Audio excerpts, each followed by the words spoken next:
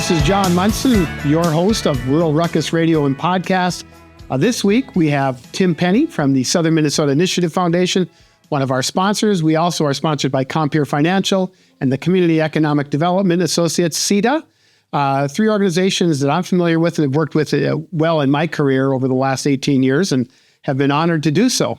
Anyway, today we want to introduce Tim and the Southern Minnesota Initiative Foundation. They've been an outstanding partner in really rethinking how to serve rural communities. There's so much that they do, but Tim is a well-known leader across the state of Minnesota and just an incredible leader at the Southern Minnesota Initiative Foundation. And he knows this as well. He's been a mentor in so many different ways, not just to me, but many other leaders across the course of his career. And his career has been varied as well. We'll actually have an episode where we'll begin to dive into a little bit of that career and what it's looked like and why he's such a unique and special leader really across Minnesota. But Tim, welcome here. We are so glad to have you. Hey, delighted. You've been telling me about this for weeks. Mm-hmm. Excited to be a part of it. Yeah. Ruckus. Yeah, Rural Ruckus. We're looking to shake things up, Tim. Okay. We're looking to shake things up. You've got this nice, great radio voice, and you've got this great sound to you, and it's kind of quiet. But underneath, there's an interesting, unique perspective that you bring across the region of southern Minnesota that I've seen play out. And you think, you question things, you think differently, you're willing to challenge a little bit different. I like that a lot about you. And it's really, I think, created a strong relationship between the two of us over the course of my career. I've admired that. And I think in Congress, even you, I think in your book, you even mentioned you're a little bit of a nonconformist at times. Yeah. And I love nonconformity, frankly. Yeah. So, and it makes for an interesting podcast to talk about. Shaking things. Oh, good. I like that too. So, but today, let's get started with the Southern Minnesota Initiative Foundation. You've been there a long time, and you have been their leader. And I'm just really proud of the fact that we've had a chance to work together there. Tell us more about that. Well, you just mentioned 18 years at Compeer in your role there. I'm leaving the foundation in the not too distant future. We're in the process of selecting my successor. But it's 18 years that I've been at the foundation, so we've really kind of overlapped at this stage in our lives. The foundation came into existence in the middle of the farm crisis almost 40 years ago. And I was in Congress helping to craft the farm debt restructuring legislation, which we finally got enacted, and it stopped the hemorrhaging. But not only were we losing far too many farm families during that crisis, but it was affecting all of rural America, rural communities. So the McKnight Foundation, then Minnesota's largest family foundation, wanted to do something to help rural Minnesota. Being a metro-based foundation, they were smart enough to realize they maybe didn't know enough about rural to come up with the right solutions. But they came out and met with community leaders all across the 80 non-metro counties in Minnesota, and came up with this idea of setting up regional foundations that would be independent and autonomous, run by a local board of directors, and let them figure out what are the initiatives, programs, activities you can engage in your region to help build vitality. So that's where we came into existence. So we're one of 6 rural foundations in Minnesota. We cover 20 of those 80 non-metro counties here in South Central, Southeastern. And, I knew of this foundation when I was in Congress, and I thought, wonderful, this is a great idea. When I came out of Congress in 1994, I was asked to chair the endowment fundraising committee for this foundation. So I've had a relationship with it for many years. And then in 2007, I was approached to take over the presidency, and it's been an affair of the heart. Because this foundation, the 20 counties it serves, are essentially the same counties that I had the honor to serve when I was in Congress during the 80s and early 90s. Yeah, and I've had a chance to serve on your board in the past as well. And that was an opportunity to work with a team of leaders across the region, really unique leaders as well. And you put together a really strong, diverse team of leaders, and it's gotten stronger and more diverse over time, and we all know that diversity creates strength. Yeah. And that's certainly been the experience I've had, and I know for you as well. And it's been interesting for me to be able to be a part of it because you did something unique. And I was not aware of it before I came, but you really have a a couple of different themes in your mission. Can you talk a little bit more about your mission and what you do at the foundation? Yeah, well, let me start with this. Coming out of politics, there are a couple of things in terms of my approach to this work at the foundation that were largely informed by my political experience. One is that, we have currently, 6.5 million, including our lending capacity, that we can expend across this 20-county region each year. So we can't be everything to everybody. And I learned in politics, you spread too few dollars over too many things, you're not going to move the needle.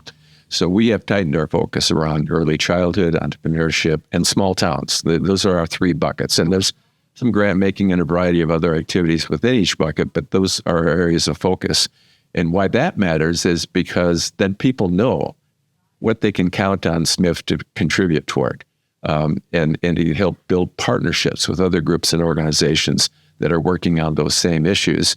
And then my staff become reliable partners and experts in these areas. And so keeping that focus, I think, has been an important part of our success in the past number of years.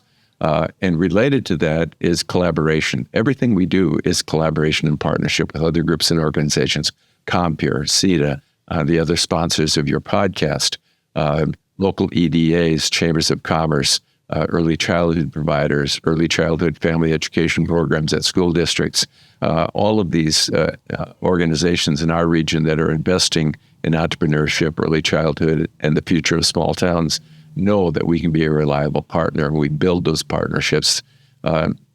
Collaboration in politics wasn't really the name of the game, right. So I've really enjoyed the opportunity to lead an organization where all of our work is built on collaboration and partnership. And I always say, when you work together effectively, the sum is always greater than the parts. Yeah, no question about it. You have a pretty effective team too. Had a chance to get to know them over the years, but talk a little bit about them and the importance of their contributions. Well, first of all, I think we have probably 18 people on the payroll right now. Roughly half of them have been there longer than I have. And that gets back to my earlier point that you have talented people who do their jobs well, but keeping them in place and building the relationships across the region is an important value add for our foundation and our work. So I have a team leader for our entrepreneur work. I have a team leader for our early childhood work, and another team leader for our small town work. The stability of staff in our organization has been, I think, an added value we bring to the region. Yeah. So you've supported the region in a number of different ways, but what are some of the more unique ones, more unique opportunities that you've seen over the course of your time that stand out in your mind? Well, early childhood is, I always say, a long-term bet on a quality workforce. It's important to current workers to know that they've got a quality child care facility or child care provider that they can entrust their preschool-age children to. But it's a long-term bet on a quality workforce, because if these kids don't come to kindergarten ready to learn, they often never catch up.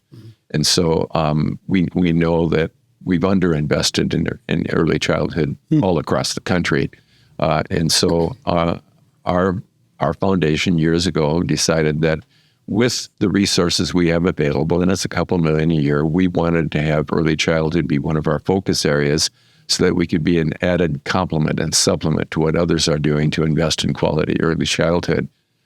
So we do that in a variety of ways, but one of the more exciting, innovative ways is every year we give away, this year we're going to give away 36,000 early reader books to over 70 organizations. And we'll be distributing those books to these organizations in about a month. But it's for early reading programs in communities all across the region, reaching thousands of preschool-age children with reading instruction, teaching their parents or their grandparents or other caregivers how to read to them and with them. And many of these books end up going into a home library to build a library for these kids. So it helps with literacy prior to getting to kindergarten, and helps them then learn and succeed once they're in school. So that's an innovative idea, but our partners, our collaborators, are Abdo and Capstone publishing companies out of North Mankato. So two local publishing companies generously donating these books to us each year and trusting us to get these books out to organizations that will work with these preschool-age children and improve their literacy skills and their interest in lifelong reading. Yep, that's huge. I mean, so that's just one thing. In other programming in the early childhood space, maybe the most, maybe even more impactful than our literacy program is the ongoing early childhood provider trainings that we offer. We do a number of these spread throughout the year. Last year, upwards of 1,000 early childhood providers took advantage of these free trainings, which allow them to get the continuing ed credits they need to stay in business and be the best they can be with the children in their care. So that's hugely impactful across this region, and we're proud and pleased to be able to play a role in that. Well, Tim, what we'll get an opportunity to do in our next show is to dive a little bit deeper into some of the work that you've done. And I agree with exactly what you've said. And the one thing that this taught me, your focus on early childhood education, is its link forward to the success that you will see, not only in those kids becoming students and ultimately workers across the region, but their capacity to grow as individuals. Yeah. So it was an investment early in that. I didn't understand that connection. And as I got to be a part of the board, I began to see that connection and why that investment was important early on. And so you've made a connection here, again, I think uniquely, that few people maybe grasp or understand. But once you begin to learn more about it, you begin to see how it fits the mission overall and why it's all connected. And so that's really been a neat part of the opportunity to work with the organization, understand it better. But I want to dive in a little bit deeper in the next program as well, and we'll do that. And we'll start talking more specifically about some of the really unique programs that we had an opportunity to work on together. Good. Great. Thanks, Tim. Thank you. You bet.